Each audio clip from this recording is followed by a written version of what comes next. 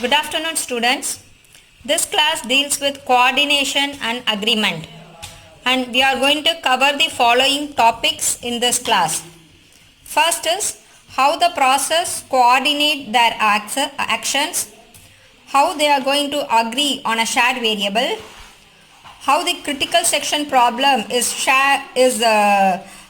solved using this distributed mutual exclusion, and how they are going to handle this race condition, and how they are going to elect one of the process in a collection of processes to play the role of a coordinator at the time of server failures. Now first we will see some of the considerations they are taken in distributed system.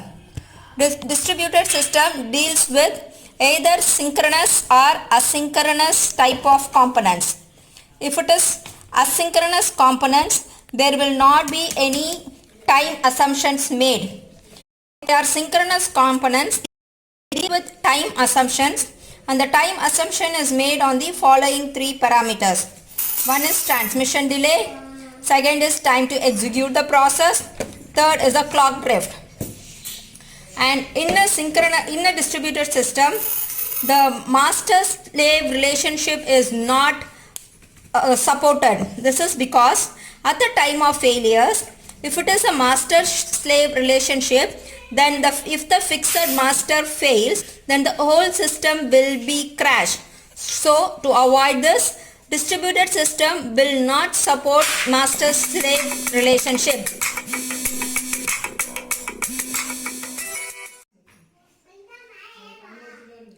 Okay, now let us see what failure detector is. Failure detector is a service which says that a process have got failed or not. It is done by running a failure detection algorithm in the local object of every process. So every process will have a local object, and this failure detection algorithm has to be run on that local object. This local object is also called as local failure detector. Now this failure detection algorithm may not be accurate all the time. It will say whether the local failure detector is reliable or unreliable. Now let's see the failure detector algorithm. According to this algorithm, every process will send a message to every other process connected to it. We call this message as P is here. It means that the process is alive, process is here, and the time taken for the message to travel is T plus D seconds. D is the transmission time. So every process in the network connected to every other process will receive a message P is here in T plus D time.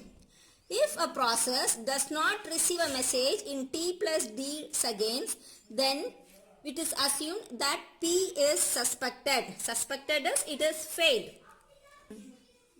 If the value of T plus D is small, then every process is assumed as non-crashed process. If the value of T plus D is large, then every process is assumed as a crashed process. So what has to be done? So as a solution, we have to reset the timer value of this timer value according to the convenience of the process. So every process will have its own transmission time. So accordingly, we have to reset the timer value.